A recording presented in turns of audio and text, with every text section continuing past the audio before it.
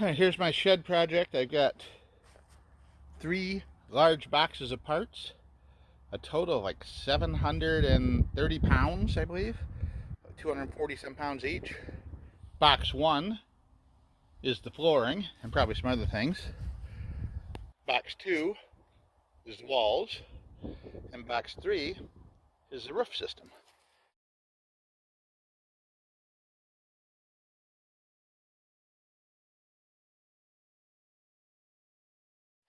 And you can see the wall section. I'm also excited about how tall it's going to be.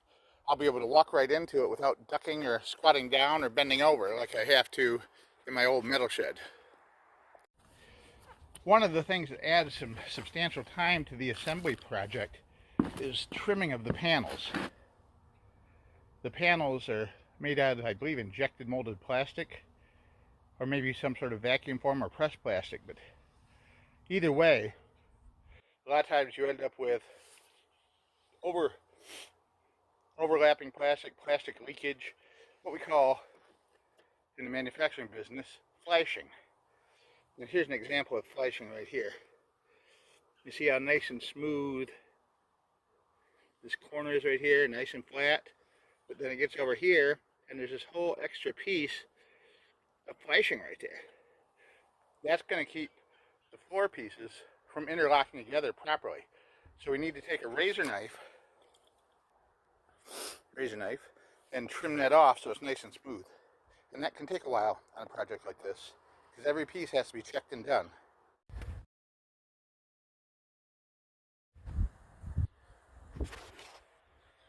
One of the time-consuming jobs is installing the support rails in each of the side panels. And if you look at the top, there's a groove in the top for your roof truss. And it's right down here on the bottom end. You can see there's like a center line that goes up. Just to the left of the center line, there's a series of screw holes going up this way. You're going to put your channel in this one right here to the left of the center line, like so. You line the screws up. Make sure the end with the double screws is up on top. I'm using a screw gun, a battery powered drill to do it. Make sure you don't have the setting up too high. I'm running mine on number 5 so it starts slipping easily. If you have it up higher, the screws are going to strip right out, which isn't good. It took about an hour to get all the support braces put in the side panels. And the one with the window uses a shorter brace. 2 of the corner ones don't use braces at all, but they're clearly marked AGL and AGW. Those are for the back corners. Those don't use braces for some reason. Now we're going to move on to the rafter system, the truss system, so to speak. Well, everything's taken about an hour here. It took me an hour to assemble these, is it 6? Yeah, 6 roof trusses. And it's pretty easy once you get the hang of it. All the parts come in individual bags. 1 bag of parts for each truss. That way you know exactly what you need to use. And even though the parts themselves aren't clearly marked, it's real easy to tell and very intuitive how to put this together. You won't have any trouble. It just takes time because there's so many pieces. Well, you see it's getting dark out. It's about 5:30. We came out here about 1:30. We put the floor down. It was 32 screws that hold the actual plastic pieces of the floor together. Basically, you start in the front right corner, put this corner piece in, and then you work your way down, snapping each piece in as it goes. The window piece is interchangeable with any of the other side walls. We got going on it. It wasn't bad at all getting the walls up. You just had to make sure you trim all the flashing out of the holes where the support screws go. Like that right there. Perfect each wall connection has 5 screws that go in it. You can see the hole for the next one down here is like covered in the flashing. You should take a razor knife and clean all that out before you try and put it together. And that's what made it a lot easier for us. Especially for the other side. We had to use a few shims in that along the base to lift up or push down to get it all leveled out and even as we were going. But as long as it's even, it goes in pretty easy. Up and down and everything the last 2 days with trying to get this done and other projects. So I'm filming you cutting that flashing out. You have to have someone on the outside pushing back against you to hold the wall in place while you're pressing the screw gun or drill or however you're tightening them up. It's not going to get a good grip if you don't have someone on the outside holding it and pushing in. The next step was to put the doors up. Long rods are pushed down through the door frames and into a little round disc that holds it and pivots it on the bottom. And then they're held in place with a cotter pea on the bottom, and on top they're held in place by this hole that goes up into the gable. So it's really pretty simple, that part. And then once you get those in, you take the gable on top and line it up with the hinge rods and tap it down with your hand until it's flush along this edge right here. Secure it with 3 screws, and then go to the other side real quick. Again, you really need someone to help you with this so that walls don't collapse and start pulling too much. Tap this down to secure the 3 screws, then your gable's in place. The gable's still going to be kind of flimsy, like left and right, especially if it's windy out, but it'll be okay because it's got the rods and the 6 screws holding it in place. I wouldn't leave it like that for more than a few hours, or I wouldn't leave it like that for days on end or even overnight if I didn't have to. I'd get started right away on installing the roof panels.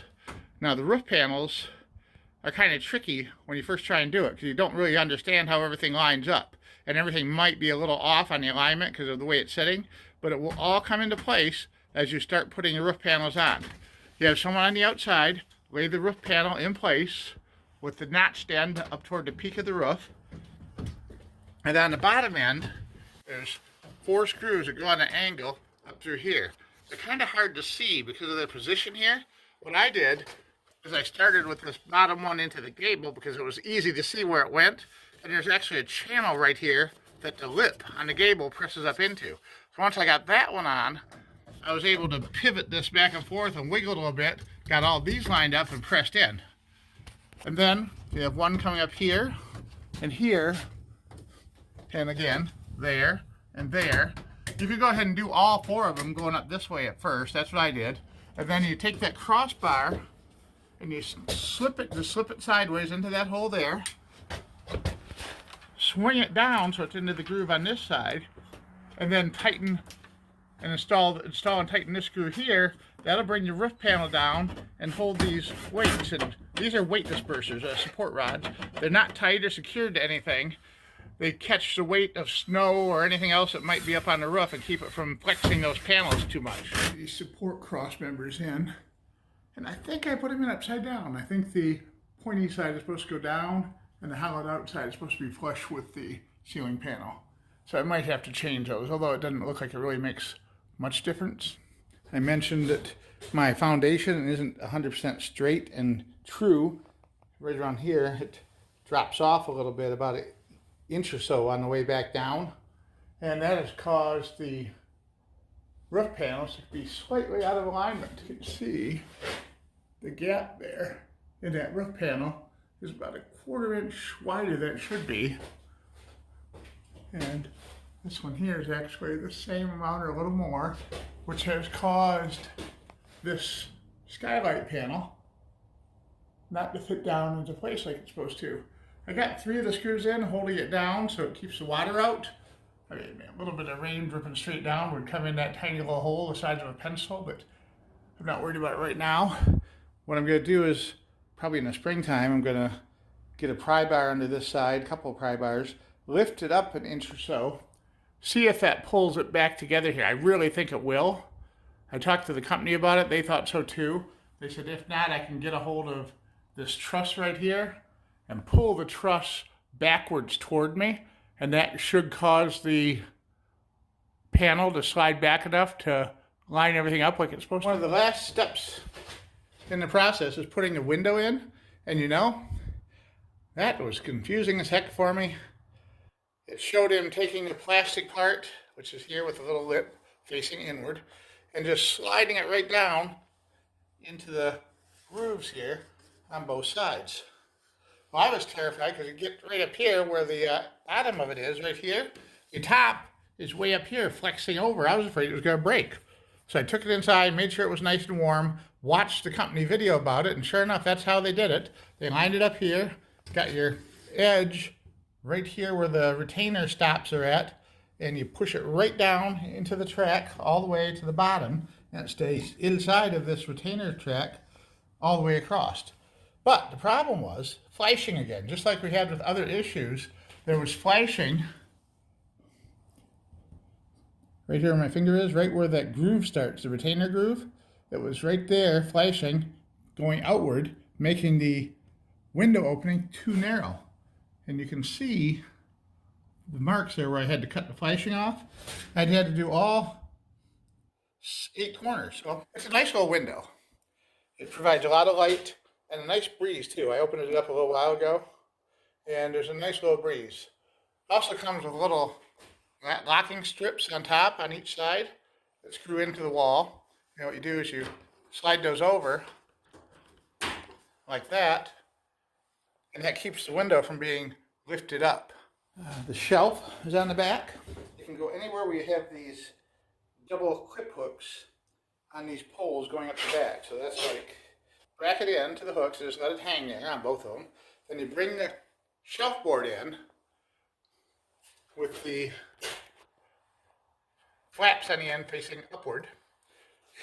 Wiggle it a little bit, pull it down on both sides so that it's setting snugly on the bottom supports.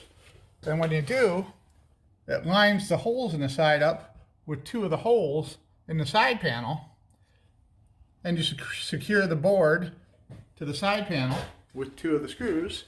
Same thing over on this end. And when that's done, you put 1 screw each. See if we can get a picture of it. Put 1 screw each in the support brackets underneath.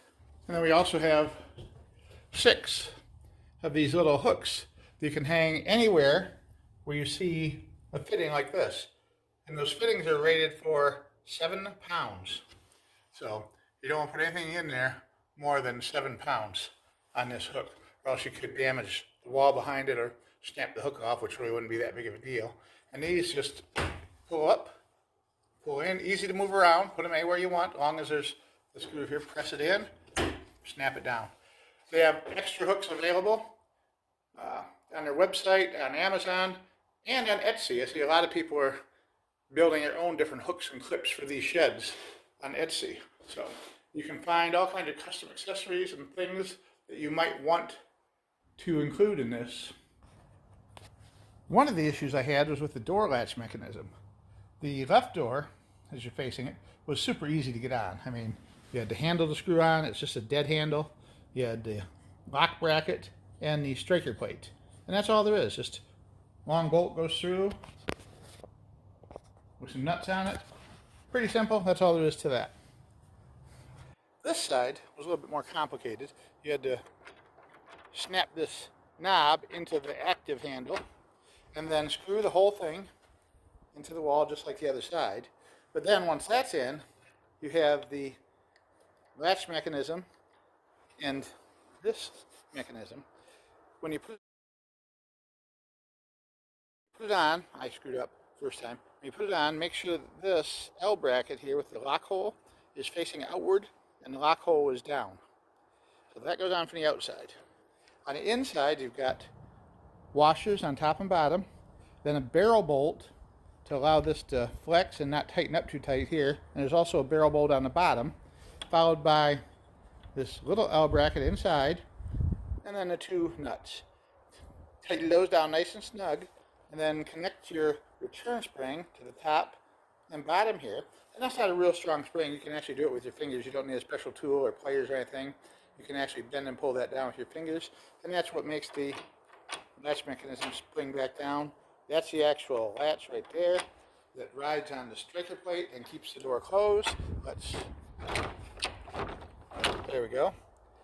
I'm actually going to start bringing some stuff into it, which is why I built it in the first place, right? I kind of recommend this shed. I mean, if you can afford to get a pre-made wooden shed delivered, dropped off, that'd be way easier and probably better, more durable, as long as you maintain it.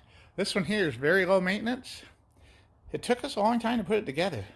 I'd say I worked on it myself, initially putting all the brackets in, assembling the trusses, the reinforcement bars, everything like that. I built the doors, I built the gables, and that took me by myself, I'd say 4 or 5 hours, probably 4 hours, which wasn't too bad. And then once we had the base, we don't count how long it took to build the base because there's multiple different ways you can build the base. But you do need a base, a nice level base, whether it's wood or cement. You really can't build it on gravel or on, you can't build it all on gravel. And you can't build it all on flat dirt either. Nice wood foundation with treated lumber, ground contact rated, or poured cement is the way to go.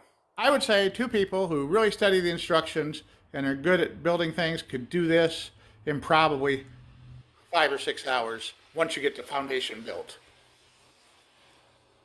If you have any questions, please reach out to me and I will help walk you through it. But honestly, the company that makes this, Lifetime, they have really good customer service from what I've found.